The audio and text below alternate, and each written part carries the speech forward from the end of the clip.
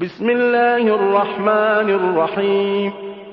الحمد لله الذي أنزل على عبده الكتاب ولم يجعل له عوجا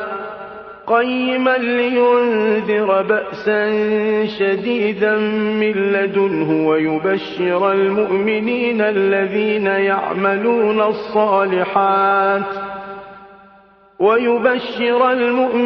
الذين يعملون الصالحات أن لهم أجرا حسنا ماكثين فيه أبدا وينذر الذين قالوا اتخذ الله ولدا ما لهم به من علم ولا لآبائهم كبرت كلمة تخرج من أفواههم إن يقولون إلا كذبا فلعلك باخع نفسك على آثارهم إن لم يؤمنوا بهذا الحديث أسفا إنا جعلنا ما على الأرض زينة لها لنبلوهم أيهم أحسن عملا وإنا لجاعلون ما عليها صعيدا جرزا أم حسبت أن أصحاب الكهف والرقيم كانوا من آياتنا عجبا إذ أوى الفتية إلى الكهف فقالوا ربنا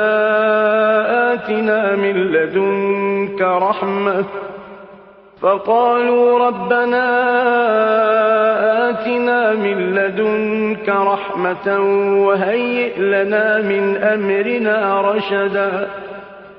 فضربنا على آذانهم في الكهف سنين عددا ثم بعثناهم لنعلم أي الحزبين أحصى لما لبثوا أمدا نحن نقص عليك نبأهم بالحق إنهم فتية آمنوا بربهم وزدناهم هدى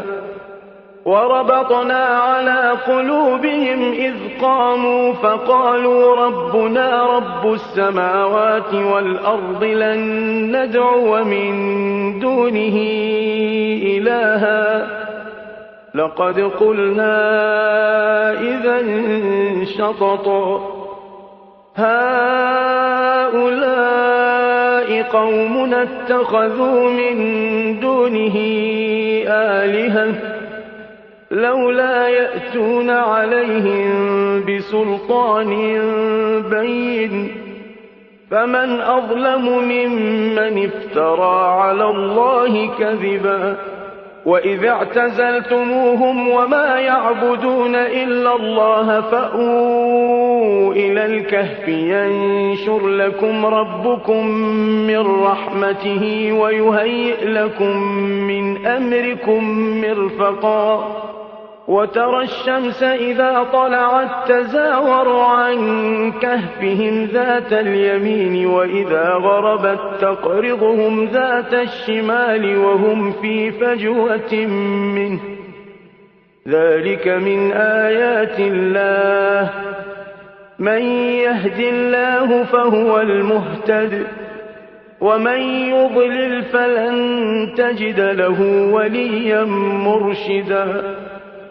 وتحسبهم أيقاظا وهم رقود ونقلبهم ذات اليمين وذات الشمال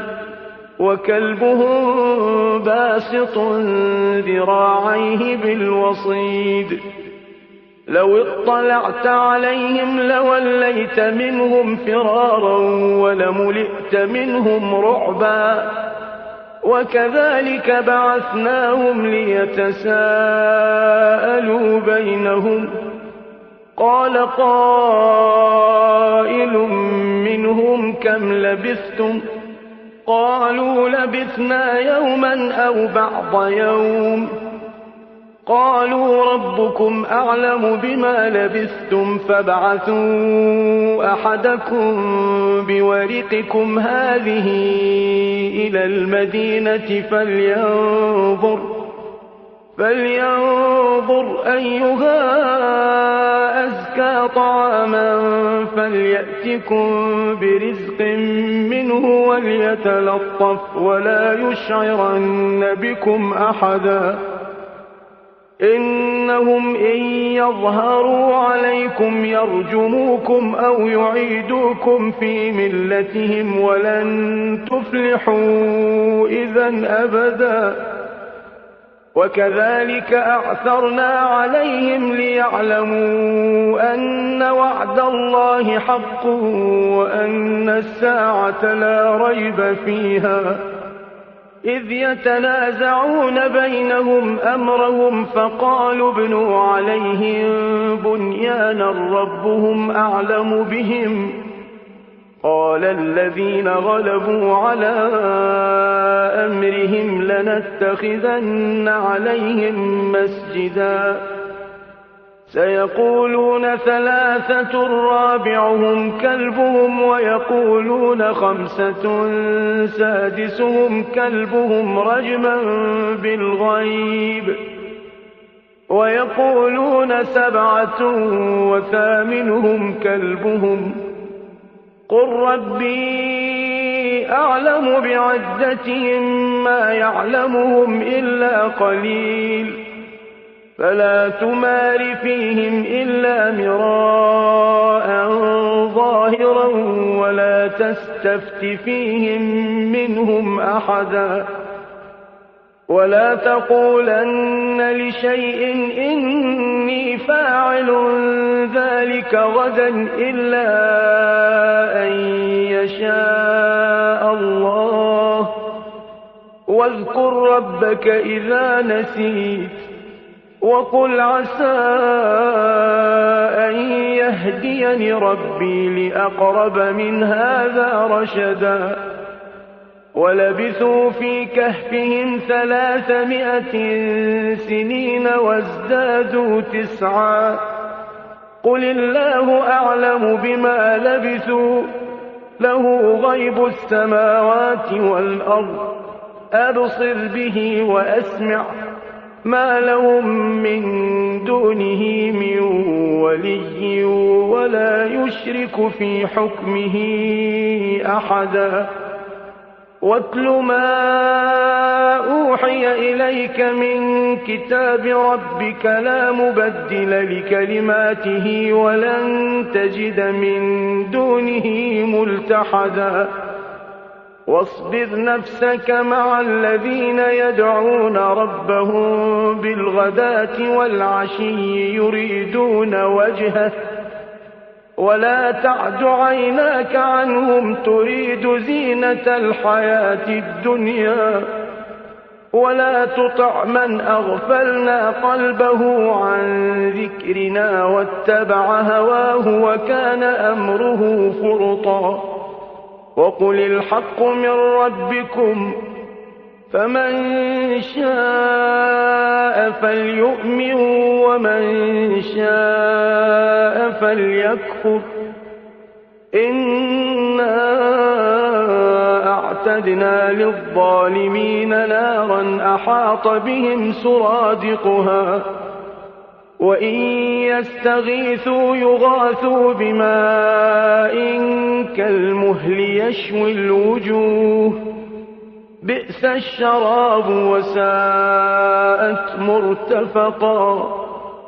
إن الذين آمنوا وعملوا الصالحات إنا لا نضيع أجر من أحسن عملا أولئك لهم جنات عدن تجري من تحتهم الأنهار يحلون فيها من أساور من ذهب ويلبسون ثيابا خضرا من سندس واستبرق ويلبسون ثيابا خضرا من سندس وإستبرق متكئين فيها على الأرائك نعم الثواب وحسنت مرتفقا واضرب لهم مثلا الرجلين جعلنا لأحدهما جنتين من أعناب وحففناهما بنخل وجعلنا بينهما زرعا كلتا الجنتين آتت أكلها ولم تظلم منه شيئا وفجرنا خلالهما نهرا وكان له ثمر فقال لصاحبه وهو يحاوره أنا أكثر منك مالا وأعز نفرا ودخل جنته وهو ظالم لنفسه قال ما أظن أن تبيد هذه أبدا وما أظن الساعة قائمة ولئن رددت إلى ربي لأجدن خيرا منها منقلبا قال له صاحبه وهو يحاوره أكفرت بالذي خلقك من تراب ثم من نطفة ثم سواك رجلا لكن هو الله ربي ولا أشرك بربي أحدا ولولا إذ دخلت جنتك قلت ما شاء الله لا قوة إلا بالله إن ترني أنا أقل منك مالا وولدا فعسى ربي أن يؤتيني خيرا من جنتك ويرسل عليها حسبانا من السماء فتصبح صعيدا زلقا أو يصبح ماؤها غورا فلن تستطيع له طلبا وأحيط بثمره فأصبح يقلب كفيه على ما أنفق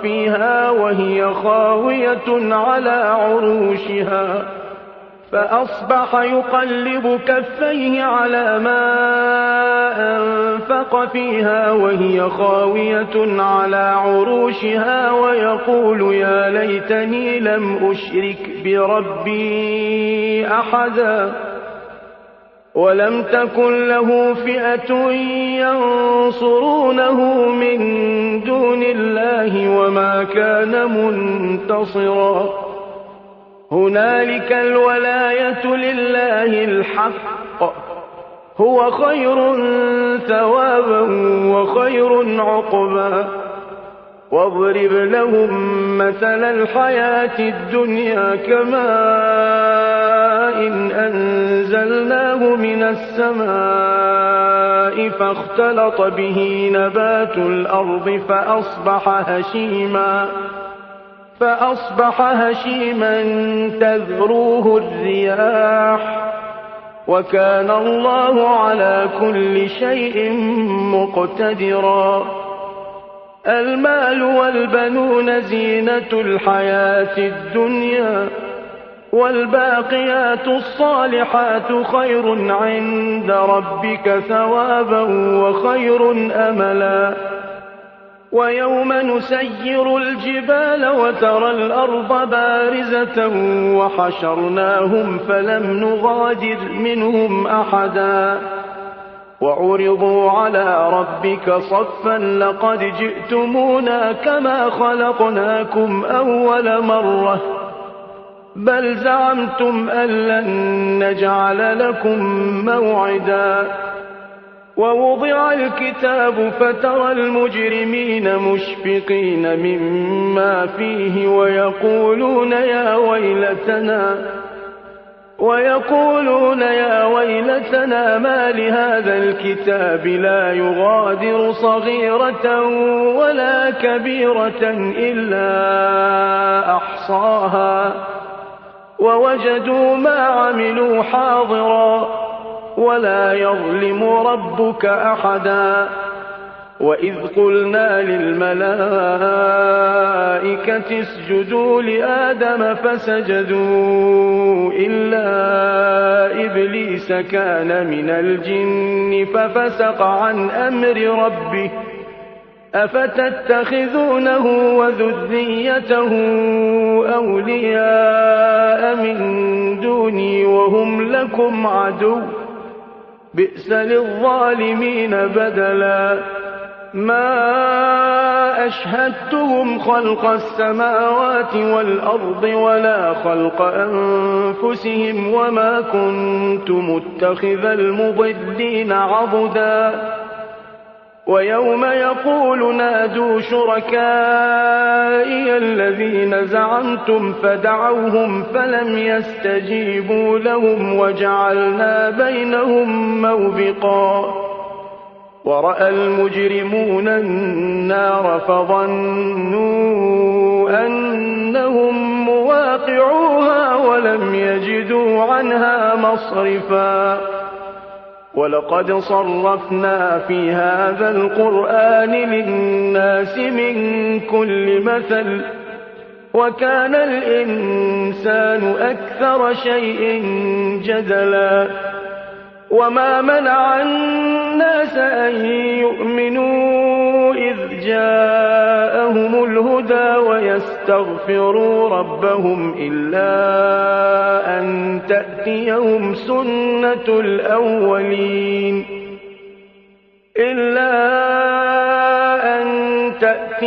سنة الأولين أو يأتيهم العذاب قبلا وما نرسل المرسلين إلا مبشرين ومنذرين ويجادل الذين كفروا بالباطل ليدحضوا به الحق واتخذوا آياتي وما أنذروا هزوا ومن أظلم ممن ذكر بآيات ربه فأعرض عنها ونسي ما قدمت يداه إنا جعلنا على قلوبهم أكنة أن يفقهوه وفي آذانهم وقرا وإن تدعهم إلى الهدى فلن يهتدوا إذن أبدا وربك الغفور ذو الرحمة لو يؤاخذهم بما كسبوا لعجل لهم العذاب بل لهم موعد لن يجدوا من دونه موئلا وتلك القرى أهلكناهم لما ظلموا وجعلنا لمهلكهم موعدا وإذ قال موسى لفتاه لا أبرح حتى أبلغ مجمع البحرين أو أمضي حقبا فلما بلغا مجمع بينهما نسيا حوتهما فاتخذ سبيله في البحر سربا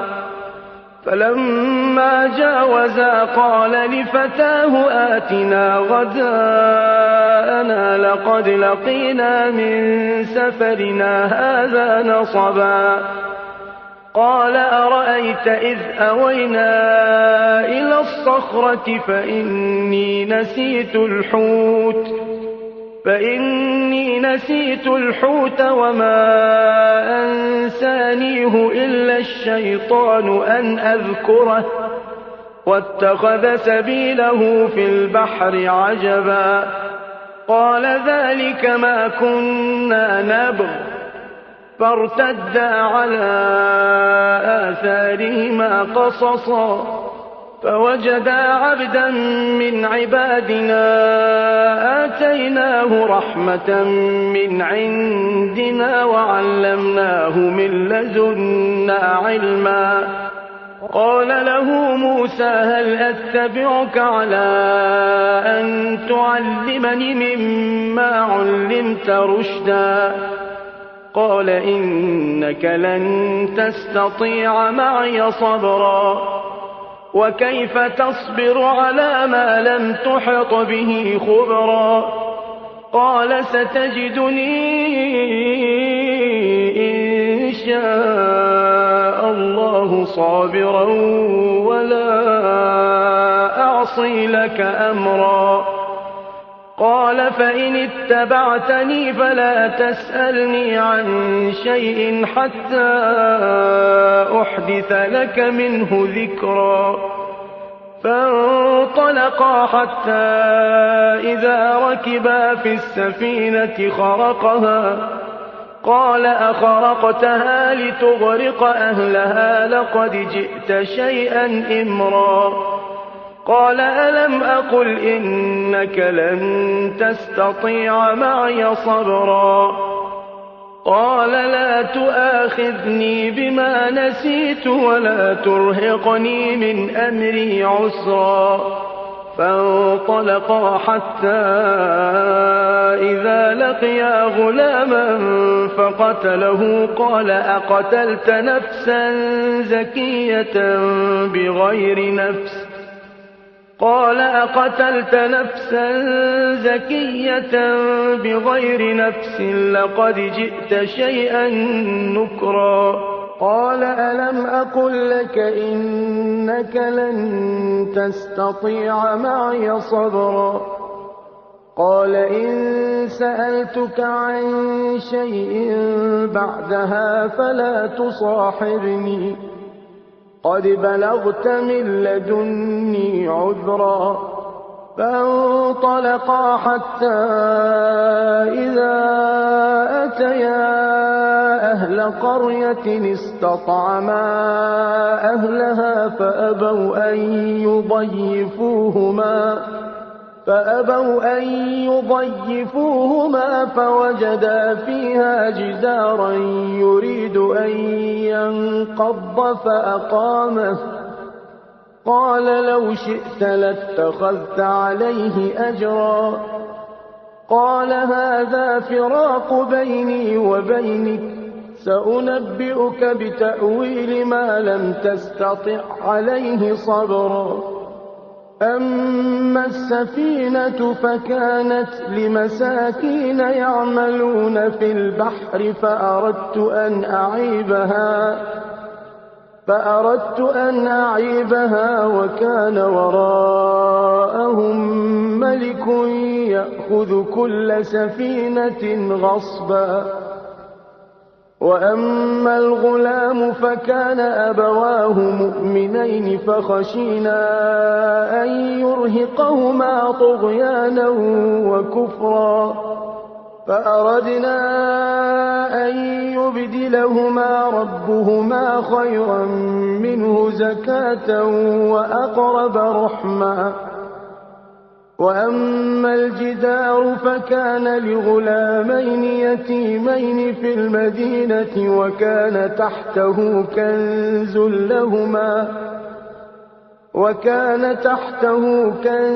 لهما وكان أبوهما صالحا فأراد ربك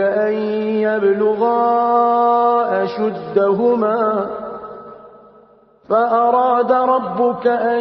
يبلغا أشدهما ويستخرجا كنزهما رحمة من ربك وما فعلته عن أمري ذلك تأويل ما لم تسطع عليه صبرا. ويسألونك عن ذي القرنين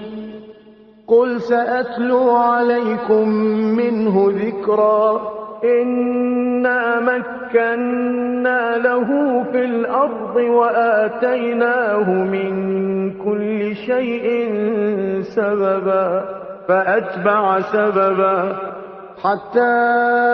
إذا بلغ مغرب الشمس وجدها تغرب في عين حمئة ووجد عندها قوما قلنا يا ذا القرنين إما أن تعذب وإما أن تتخذ فيهم حسنا قال أما من ظلم فسوف نعذبه ثم يرد إلى ربه فيعذبه عذابا نكرا وأما من آمن وعمل صالحا فله جزاء الحسنى وسنقول له من أمرنا يسرا ثم أتبع سببا حتى إذا بلغ مطلع الشمس وجدها تطلع على قوم لم نجعل لهم من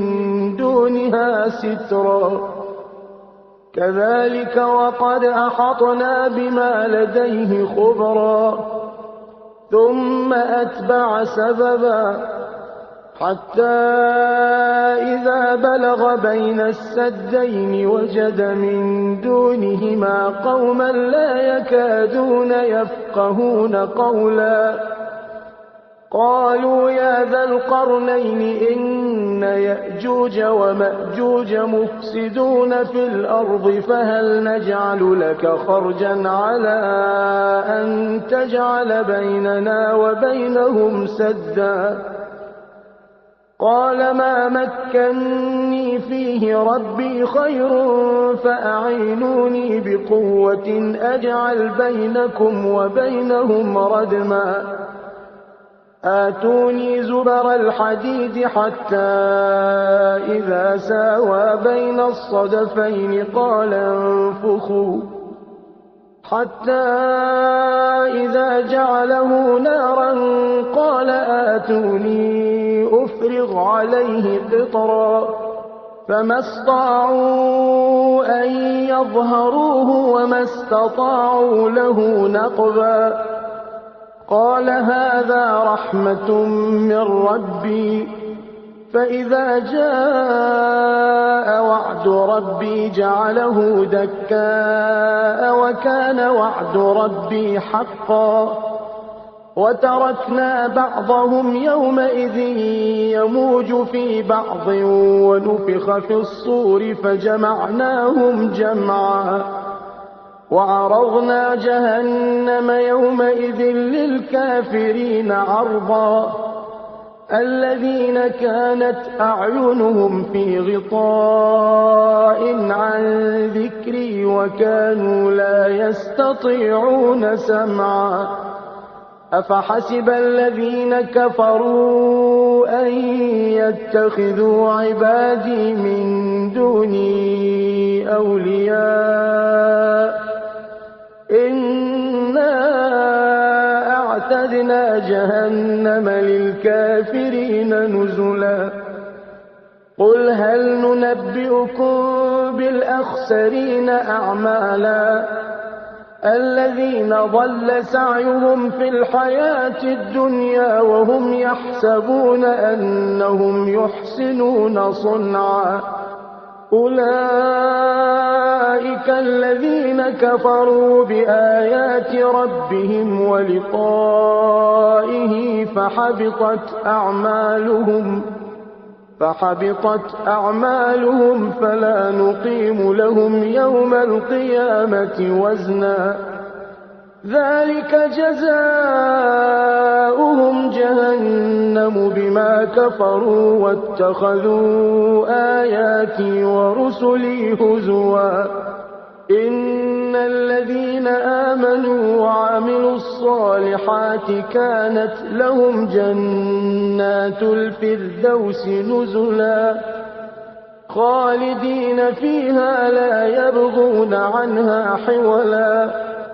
قل لو كان البحر مدادا لكلمات ربي لنفد البحر قبل أن تنفد كلمات ربي ولو جئنا بمثله مددا قل إنما أنا بشر مثلكم يوحى إلي أنما إلهكم إله واحد فمن كان يرجو لقاء ربه فليعمل عملا صالحا ولا يشرك بعبادة ربه أحدا